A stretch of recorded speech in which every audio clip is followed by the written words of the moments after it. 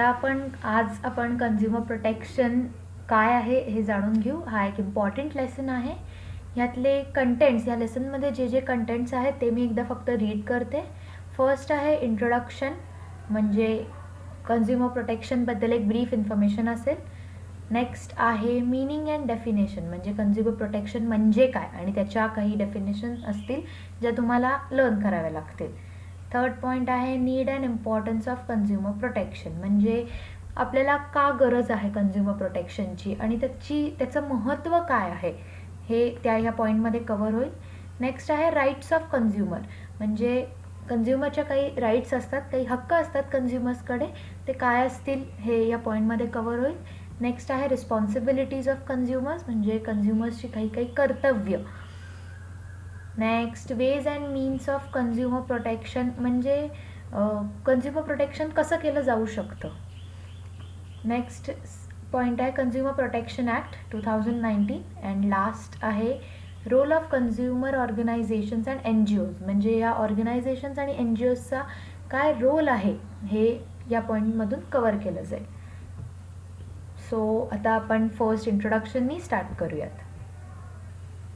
Introduction मी आधी just वाचेन आणि मग मी तुम्हाला मराठीत त्याचा काय अर्थ आहे हे समजावते. Consumer is the origin of modern marketing world.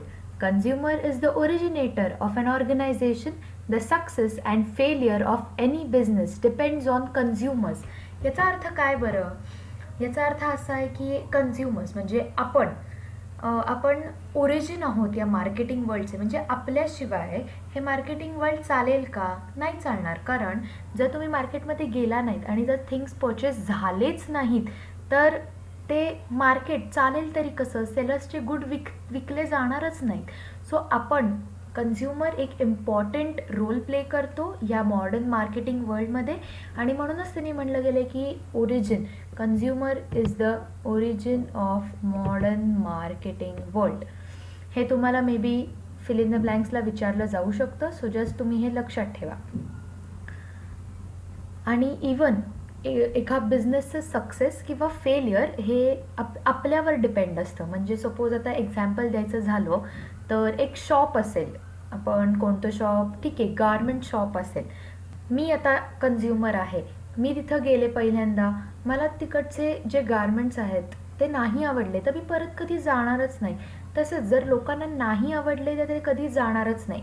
ह्याने बिझनेसचा फेलियर होईल. आणि सक्सेस कसा होईल? सपोज उद्या मी गेले आणि तिकडचे सगळे व्हरायटी ऑफ क्लोथ्स असतील, व्हरायटी ऑफ गारमेंट्स असतील, रेट्स वाईज पण रिजनेबल असेल, खूप व्हरायटी असेल, ब्रँड्स असतील बरेच, तर ते ऑब्व्हियसली शॉप चालणार. बिकॉज मी दरवेळेस तिथंच जाणार, मी दुसरं शॉप बघणारच नाही. का बरं? की नाही बाबा इथं सगळं मिळतं, यांचे रेट्स पण रिजनेबल, सो आपण इथंच जाऊ. असं जेव्हा लोकांना कळेल आणि लोक जेव्हा त्या मार्केटमध्ये त्या शॉपमध्ये जातील, त्यामुळे त्या बिझनेसमॅनचा प्रॉफिट होईल, यांनी त्याचा सक्सेस ठरेल. सो इथं त्यांनी म्हणलं आहे की the success and failure of any business depends on consumers. Consumers are the pillars of economic development in any country as the entire economy revolves around them. Simple याचा अर्थ परत तोच झाला. जोपर्यंत आपण गुड्स परचेस करणार नाही तोपर्यंत त्या सेलरला पैसे मिळणार नाहीत आणि त्याचं एका सायकलनुसार ते आपल्या इकॉनॉमिक डेव्हलपमेंटशी डिपेंडेंट आहे. बिकॉज सगळं आपल्याच भोवती फिरतं. आपण जर घेतलं नाही तर त्या सर्व्हिसचा किंवा त्या गुड्सचा काहीच उपयोग राहणार नाही.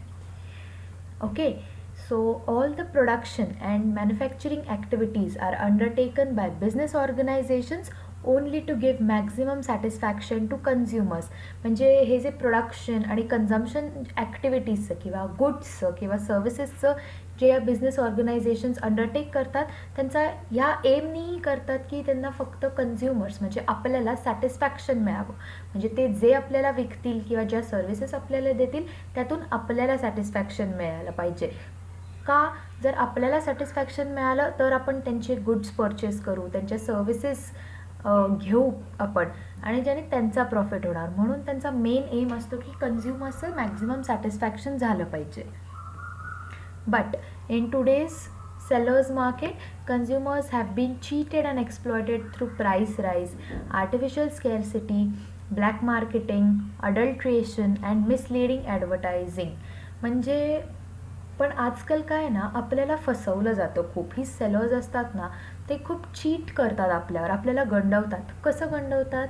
तर उगाच प्राईसमध्ये राईज हे करायचा, किंवा म्हणजे हेच करायचे. जे आता इलिटरेट असतात त्यांना नाही कळत. मग जी इलिटरेट लोक असतात त्यांना कधी कधी नाही कळत की गुड्स परचेस करताना कम्पेअर केलं पाहिजे आपण.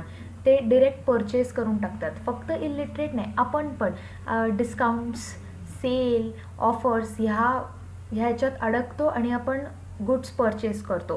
पण आपल्याला माहीतच नसतं की कुठंतरी तो गुड मे बी डिफेक्टिव्ह असू शकतो, किंवा त्याला काहीतरी डॅमेज असेल. अशा रीतीने ते आपल्याला एक चीट करतात. हा एक टाईप झाला. त्यानंतर प्राईस राईज, म्हणजे उगाच भाव वाढवून ठेवायचा आणि कन्झ्युमर्सना सांगताना असं सांगायचं की खूप डिमांड आहे या प्रोडक्टला म्हणून आता याचा भाव वाढला आहे. Next, artificial scarcity. ह्याचा अर्थ असा आहे की आता सपोज एखादा प्रोडक्ट असेल, त्याची आर्टिफिशियल स्केअरसिटी क्रिएट करायची, म्हणजे ते स्टॉक करून ठेवायचे. पण कन्झ्युमर्सना सांगताना असं सांगायचं की ह्या गुड्सची आता स्केअरसिटी आहे. म्हणजे जे गुड्स खूप डिमांडमध्ये असतात ते मुद्दाम स्टॉक करतात ते, आणि कन्झ्युमर्सना सांगताना असं सांगतात की नाही, आता शॉर्टेज आहे या गुड्सची. अशाने त्याच्या प्राईस वाढवतात त्याचे, आणि कन्झ्युमर काय विचार करतो, अरे बाबा हे शॉर्टेजमध्ये, आपण तर हे घेतलंच पाहिजे, आपल्याकडे हे असलंच पाहिजे, म्हणून तो त्या प्रोडक्टसाठी वाटेल ती किंमत द्यायला तयार होतो. अशा बऱ्याच काही पद्धतींनी आपल्या कन्झ्युमर्सना चीट केलं जातं.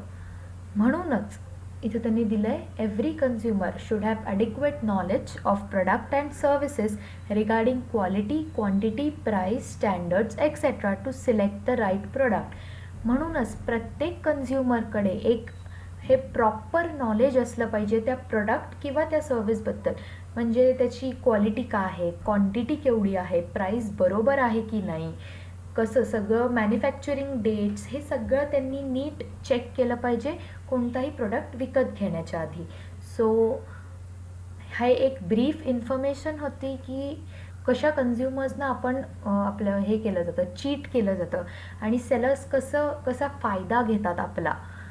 बट कन्झ्युमर प्रोटेक्शन ह्यासाठीच हा ॲक्ट पास केला आहे, ज्याने आपल्याला चीट केलं नाही जाणार. म्हणजे आपल्याला जर एखाद्या प्रोडक्टचं प्रॉपर नॉलेज असलं तर कोणताच सेलर आपल्याला कधी चीट नाही करू शकणार, बिकॉज आपण मार्केट कंडिशन्सची अवेअर असणार काय.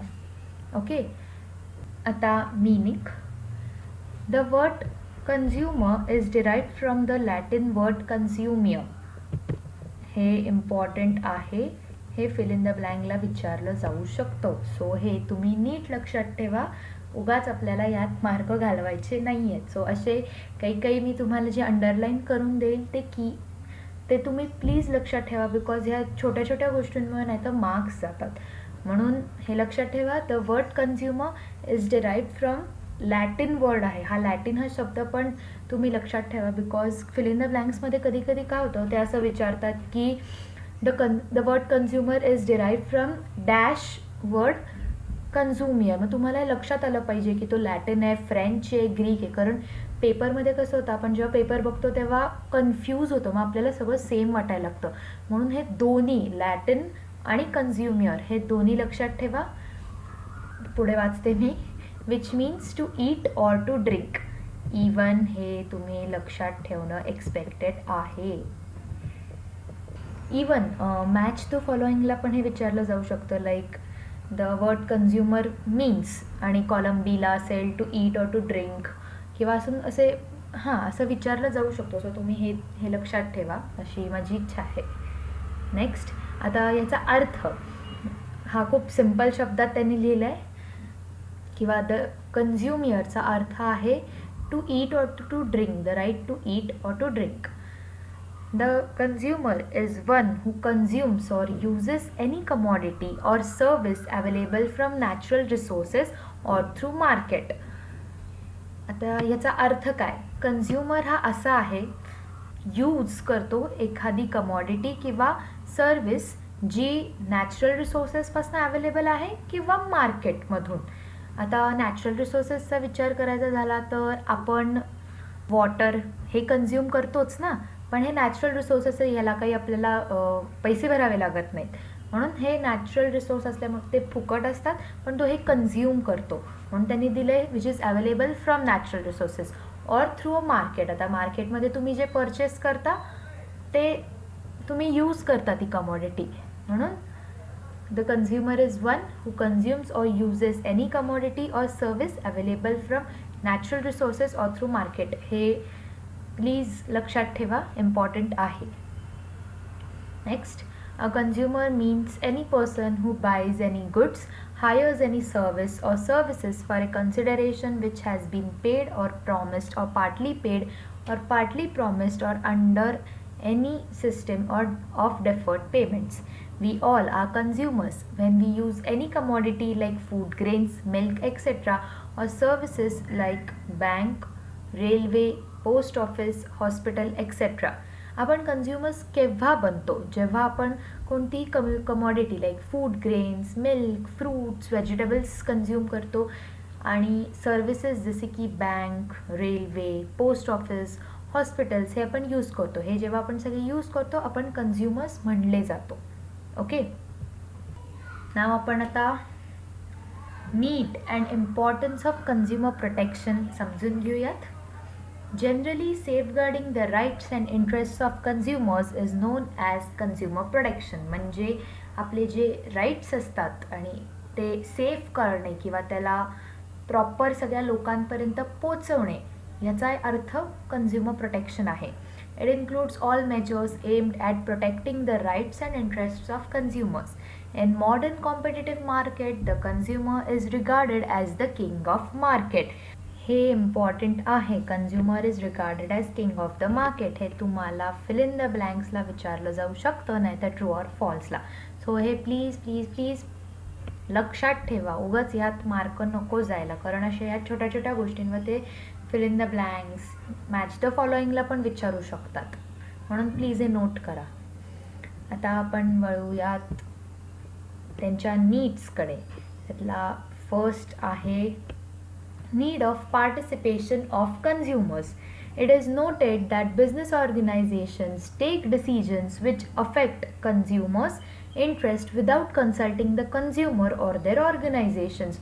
Only a strong consumer organization can pressurize business organizations to allow consumer participation in the decision making process. म्हणजे काय बरं?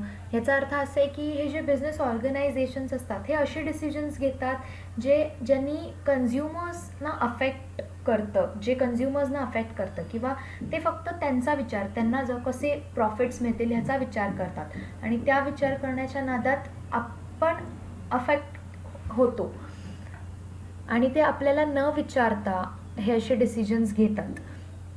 पण जर एक कन्झ्युमर किंवा ग्रुप ऑफ कन्झ्युमर्स आपण सगळे एकत्र आलो आणि या बिझनेस ऑर्गनायझेशन्सवर आपण प्रेशर टाकलं तर यांना असं करण्यापासून आपण थांबवू शकतो. म्हणजे हे जे आपल्याला चीट करतात किंवा प्राईस राईज करतात किंवा आपल्याला आर्टिफिशियल स्कॅरसिटी जी डेव्हलप करतात ही होण्यापासून थांबेल. कधीही थांबेल जेव्हा आपण त्यांच्या डिसिजन मेकिंग प्रोसेसमध्ये आपण सुद्धा पार्टिसिपेट करू. जर आपण केलंच नाही तर ते आपल्याला न सांगता असे डिसिजन्स घेत राहणार ज्यांनी आपल्याला त्याचा एक प्राईस पे करावी लागेल. नेक्स्ट आहे lack of information. It is very difficult to establish direct contact between consumer and manufacturer because consumers live in a dynamic and a complex world and they are widely scattered. Today's markets are full of domestic as well as imported products. Therefore, it is very difficult to get correct and reliable information about product before they purchase.